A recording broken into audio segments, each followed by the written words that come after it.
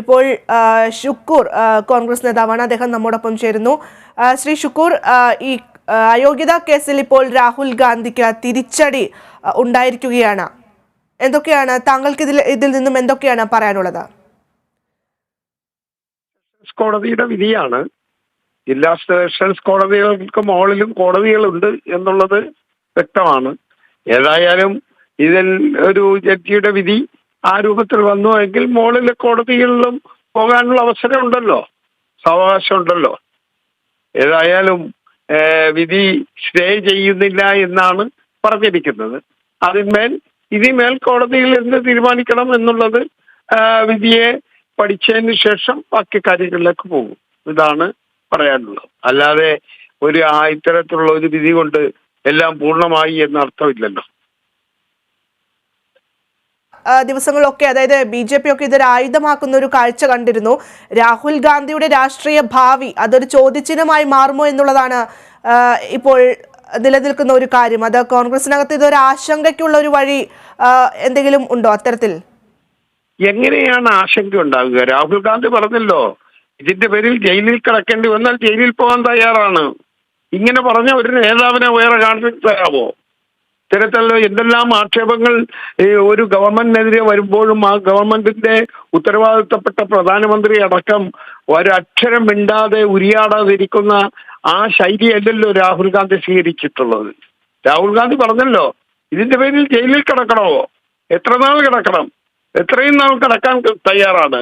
പക്ഷേ ഞാൻ പറഞ്ഞതിന്റെ അർത്ഥവും അത് ദുർവ്യാഖ്യാനം ചെയ്യുന്നതും അത് ശരിയല്ല.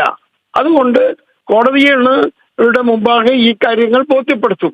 കോടതികളിൽ നിന്ന് പരിരക്ഷ ലഭിച്ചാൽ വാങ്ങും. ഇത് സൂചിപ്പിച്ചിട്ടുള്ളതല്ലേ, എന്താശങ്കയാ? ശരി ശ്രീ ഷുക്കൂർ, അതായത് ഇപ്പോൾ ഈ ഒരു വിധി, അതായത് രാഹുൽ ഗാന്ധിക്ക് ഇപ്പോൾ തിരിച്ചടി കിട്ടിയിരിക്കുന്നു എന്നുള്ള തരത്തിൽ വാർത്തകളൊക്കെ വരുമ്പോൾ അദ്ദേഹത്തിന്റെ MP സ്ഥാനമാണ് ഇപ്പോൾ ഒരു ചോദ്യചിഹ്നമായി നിൽക്കുന്നത്. നമുക്കറിയാം, അദ്ദേഹം കഴിഞ്ഞ ഈ അയോഗ്യനാക്കപ്പെട്ടതിന് ശേഷം പോലും അദ്ദേഹം വളരെയധികം കോൺഫിഡൻസോട് കൂടിയിട്ടാണ് വയനാട്ടിൽ വരുന്നു, അതുപോലെ തന്നെ മാധ്യമങ്ങൾക്ക് മുന്നിലൊക്കെ തന്നെ നിൽക്കുന്നു. തീർച്ചയായും അത് തുടരുമല്ലോ. എന്നാൽ അന്തിമമായ കോടതിയുടെ വിധിയിൽ അന്തിമമായിട്ടും എന്താണ് വരുന്നത് അതനുസരിച്ച് ഉള്ള നടപടികളിലേക്ക് പോകും. ജയിലിൽ അടക്കാനാണ് തീരുമാനമെങ്കിൽ ജയിലിൽ പോകും എന്ന് രാഹുൽ ഗാന്ധി തന്നെ പറഞ്ഞിട്ടുണ്ട്. രാഹുൽ ഗാന്ധി തന്നെ അക്കാര്യം ബോധ്യപ്പെടുത്തിയിട്ടുണ്ട്. തന്നെ ജയിലിൽ അടക്കാനാണ് പരിപാടിയെങ്കിൽ അത് നടക്കട്ടെ.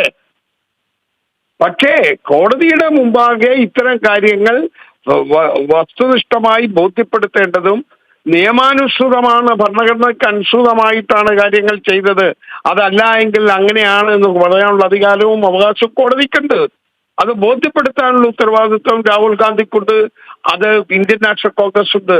അത് ഭരണഘടനാപരമായിട്ടുള്ളതാണ് എന്ന് ബോധ്യപ്പെടുത്തിയതിന്റെ ആ ഉത്തരവാദിത്വം നിർവഹിക്കും.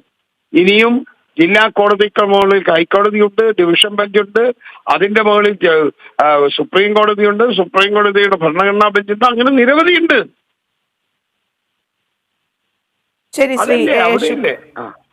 Okay, thank you. ശരി ഷുക്കൂർ, താങ്കൾ ഈ വിഷയത്തിൽ പ്രതികരിച്ചതിന്. രാഹുൽ